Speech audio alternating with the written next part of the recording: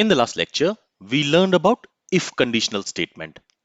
Now, just like if statement, we also have if else statement for executing conditional code. Now, how does if else statement works? Well, in an if else statement, first we write the if statement, there we specify the condition. If that condition returns true, then the if code block will be executed. But if that condition returns false, then the else code block will get executed. So at any given point of time, either one of these two code blocks will be executed. Either the if code block will be executed or else code block will be executed. But one of them will be executed for sure. Now, when does if block code will be executed? When the condition is true. And when does else code block will be executed? When this condition which we are passing to if statement, when it is false. Let's try to understand it with an example. So in the last lecture, our requirement was if age is greater than equal to 18, in that case, we want to show this message, you are eligible for voting. But if age is not greater than equal to 18, in that case, we want to show this message, you are not eligible for voting. Now, currently what is happening is this line of code will always get executed because it is outside of this if statement. So this will always get executed. But our requirement is at one point of time, either this console.log statement should be executed or this console.log statement should be executed. Both of them should not be executed at a time. Only one of them should be executed. For that, we can use if else statement here. So here we have this if statement where we are specifying the condition. So if this condition returns true, we want to execute this code block. Otherwise, if this condition returns false, what we want is we want to execute another code block. For that, we can use this else, and inside that we can write this code. So at any given point of time, either one of these two code blocks will be executed. If the condition is true, this code block will be executed. But if this condition is false, then this code block will be executed. So either one of these two code blocks will be executed at a time. Both of them will never get executed together. So if I save the changes and if I refresh the page, let's enter an age. So if I enter age greater than or equal to 18, let's say 20. In that case, this condition, it will return true. So when the condition is true, the if code block will be executed. And it should log you are eligible for voting. So as you can see, it logs you are eligible for voting. And it has not executed this else code block. And after that, we have this message, thank you for voting. Okay, now if I enter an age less than 18, let's say 17, and if I click on this OK button, in this case, this condition will return false because 17 is not greater than equal to 18. So this condition will return false. This code block will not get executed. Instead, the else code block will get executed. So when the condition is false, the else code block will get executed. And you can see this message, you're not eligible for voting in the console. And after that, we can see this message, thank you for voting. Okay, so we use if else statement when we want to execute one of the two code blocks based on if the condition returns true or false. So if the condition returns true, we will execute the if code block. But if the condition returns false, we will execute the else code block. Now, what if we want to check multiple conditions and based on that, we want to execute a given code block? For that, we can use if else ladder. So let me go ahead and let me comment this code.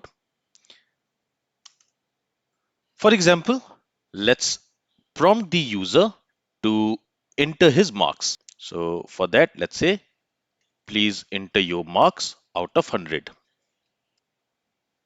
And here, the user is going to enter some marks. We are going to store it in a variable. Let's call it marks. All right. Now, we want to write multiple conditions and based on that, we want to show a message to the user.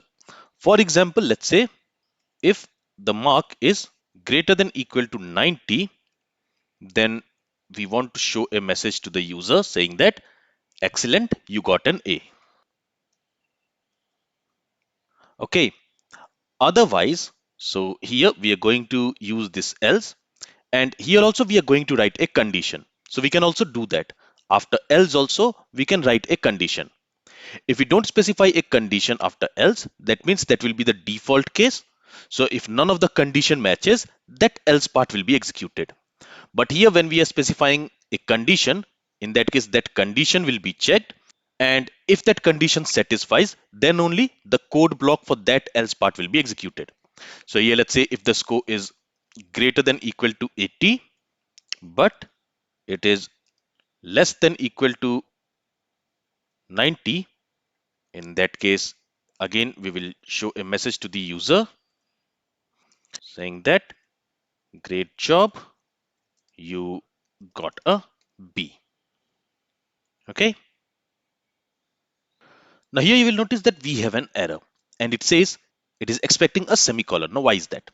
That's because after else we cannot directly write the condition. Okay, so if we want to write a condition for the else block also, after that we will also have to use else if, and now we can write the condition. All right, so if you want to check multiple conditions, so here using this if block we are checking this first condition. If this first condition returns false, we are going to check the second condition, and to write the second condition, first we are using this else keyword, after that we are using this if keyword, and then we are writing the condition. So if this condition satisfies, it is going to execute this code block. But if this condition also fails, then we can check another condition. Again, for that we can use else if, and again we can write a condition. So here we can say if marks, if it is greater than equal to 70, but it is less than equal to 80, or it is less than 80. Here also let's say less than 90, because greater than equal to we are already checking here. Okay, so if marks is less than 90 or it is greater than equal to 80, we are displaying this message, great job, you got a B. But if marks is greater than equal to 70 and it is less than 80, in that case we will show another message, and here let's say very good, you got a C. Okay, finally, if none of these conditions satisfies, we are going to write a default else block, and this else block will be executed if none of these conditions satisfies. So if none of these conditions satisfies, we are going to execute this code block. And again, this else block is optional. You don't have to specify it here. You only need to specify it when you want to execute a code block if none of the condition above satisfies. Okay, so if none of these condition is satisfied, and in that case you want to execute some code, then you can write this else block. This else block is completely optional. And here let's log a message saying that you need to study more, you got a D or below. All right, with this let's save the changes. And here it is asking for marks. If I pass 60 and if I click on this OK button, it says you need to study more, you got a D or below, because mark 60 is neither greater than or equal to 90. So this condition will fail. JavaScript will check the second condition. In the second condition, it will check if mark is greater than or equal to 80. So here this condition will return false. And since we are using AND operator, the first operand itself is going to return false. So this AND operator will not check this condition. It will immediately return false. So in that case, this complete expression is going to return false. So this condition is also returning false. JavaScript will check the next condition. Again, in the next condition, it will check 60 is greater than or equal to 70. Again, this condition is going to return false. That means this complete expression here, it will return false, because AND operator always returns false if any one of its operand is false. In this case, its first operand is false, so it is going to return false. So this condition will also fail here. So all the three conditions have failed. So it will go to else part and it will execute this code block, and it will print this message, you need to study more, you got a D or below. And that's what you will see here. Now let's refresh the page again and let's pass maybe 75. And when we click on this OK button, It says, very good, you got a C. So in this case, this first condition will fail, the second condition will also fail, but this third condition will satisfy. So marks is 75, it is greater than equal to 70, and it is also less than 80. So this condition will return true. In that case, this code block will be executed. Let's refresh it again and let me pass 95 here. And when we click on this OK button, it says, excellent, you got an A. That's because this marks is 95 here and 95 is greater than or equal to 90. So this condition will return true and it will immediately execute this code block. And then JavaScript will not check other conditions. Once a condition is satisfied in an if-else ladder, the code block for that will be executed and that if-else ladder will be exited. It will not check for any other condition or it will not execute the last else block. Okay, so we can also check for multiple conditions using if-else ladder. So this is all from this lecture. If you have any questions from this lecture, then feel free to ask it. Thank you for listening and have a great day.